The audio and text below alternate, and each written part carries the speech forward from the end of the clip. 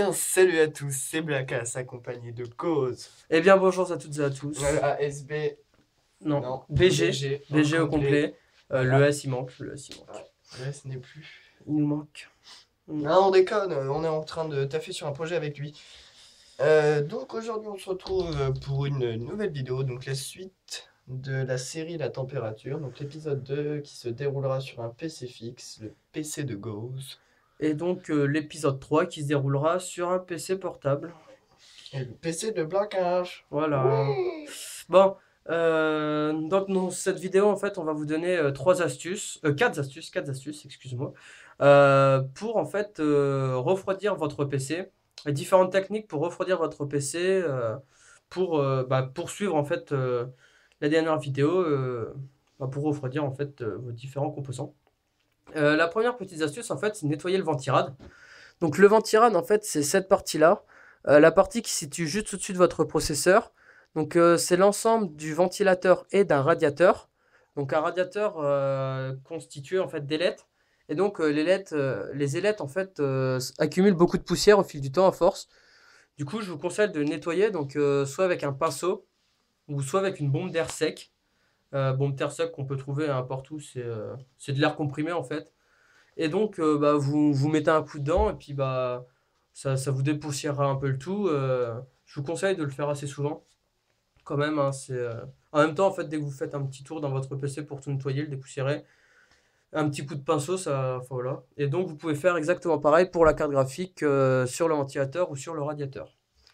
Deuxième étape, ça serait de changer le ventirad. Par contre, on le change à peu près tous les combien de temps? Non, le ventirad, ça change en fonction de son processeur. Si on voit que ça chauffe trop, ou si on change de processeur, qu'on prend un plus gros processeur, on peut changer le ventirad notamment. Voilà, donc on a fait à peu près, on a choisi deux ventirad qui nous semblaient bien, Les rapport pas chers, qualité-prix, voilà. ouais, voilà. Donc c'est le Cooler Master Hyper Evo 212 et le Zalman CNPS 10X qui sont tous deux à 35 €. 35-40 €, ouais. Ouais, voilà. Il faudra rajouter à peu près 6 € de pâte thermique parce que ce qu'il faut savoir, c'est que la pâte thermique, c'est à usage unique. Voilà. Donc souvent, ouais, à rajouter, souvent, dès que vous achetez un ventirad, de toute façon, la pâte thermique, elle est obligatoirement en fait donnée, souvent.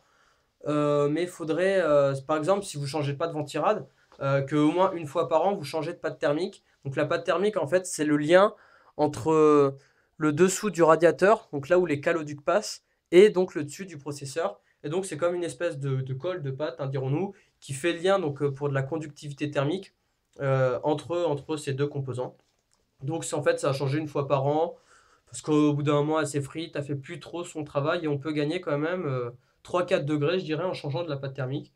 Donc ce qui n'est pas négligeable, hein, Voilà. pour nous dire. Troisième petite astuce, en fait, c'est d'améliorer le flux d'air dans le PC.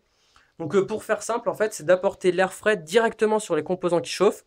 Donc comme la partie où il y a le processeur, la carte graphique, ce petit truc là qui s'appelle Northbridge qui chauffe beaucoup.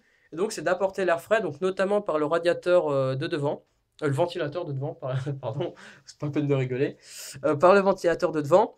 Donc éviter en fait tout ce qui est encombrement à cause des fils ou ce genre de truc, pour qu'en fait l'air frais circule simplement très bien.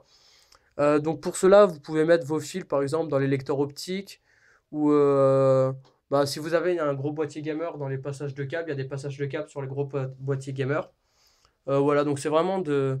Même vous pouvez mettre ce genre de truc qui permet de relier les fils et puis pour que l'air circule naturellement, donc de l'avant vers l'arrière toujours, du bas vers le haut. Et donc, oui, puis souvent il y a sur le côté. Donc ce qui est bien avec les ventilateurs du côté, c'est que ça vient taper directement, il n'y a pas de fioriture, donc ce genre de truc. Donc là, on peut voir ces deux ventilateurs 120 mm à LED. Hein. Enfin, c'est inutile, mais bon, ça fait joli. Et donc, à l'intérieur aussi, donc partout là où vous mettez des ventilateurs en fait qui aspirent, qui apportent l'air frais de l'extérieur, mettez des filtres anti-poussière. Là, on les verra pas beaucoup, mais en fait, il y a des filtres anti-poussière. Et donc, ça évite en fait d'amener trop de poussière dans le PC, voire pas du tout. Et comme ça, donc ça évite d'encombrer le ventirad ou les différents ventilateurs, comme je le disais tout à l'heure. La quatrième technique maintenant, c'est un investissement. C'est ce qui se fait de mieux, mais c'est un investissement, ce qu'il faut savoir. Ça s'appelle le water cooling. C'est le refroidissement non pas par ventilateur, mais par liquide de refroidissement. euh, qui est fait à partir de liquide de refroidissement et d'eau déminéralisée.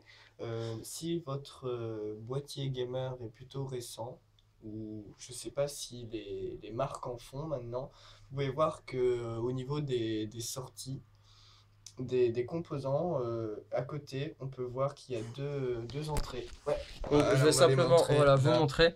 Donc on peut voir sur ici. les boîtiers gamer, enfin même pas les boîtiers, maintenant je pense tous les boîtiers qu'on achète ouais, maintenant, il y a ce genre de truc. Donc en fait c'est pour passer les tuyaux pour le water cooling, donc qui comme Blackas le disait en fait c'est un fluide composé de liquide de refroidissement et d'eau déminéralisée. Et donc en fait ça permet d'aller chercher la chaleur en fait des composants chauds. Et donc, comme par un système de voiture, quoi, l'échapper vers l'extérieur. Donc voilà, c'est tout simple, mais c'est très cher, très coûteux. Je n'ai pas d'ordre de prix en tête. Je crois que ça débute à 70-75 euros. Donc on peut voir que c'est vraiment très coûteux, mais c'est le meilleur refroidissement en fait actuellement, je pense. Voilà. Donc on se retrouve très bien, ouais, très Bientôt, pro, ouais. très bientôt. Si vous avez des questions, des commentaires, d'autres astuces, n'hésitez pas à les mettre dans les commentaires. N'hésitez pas à vous abonner, à aimer, à partager cette Ouais, vidéo likez, faites tout, aussi. voilà. Et on vous dit à la Et puis prochaine. bah moi je vous dis à la prochaine. Allez, bye.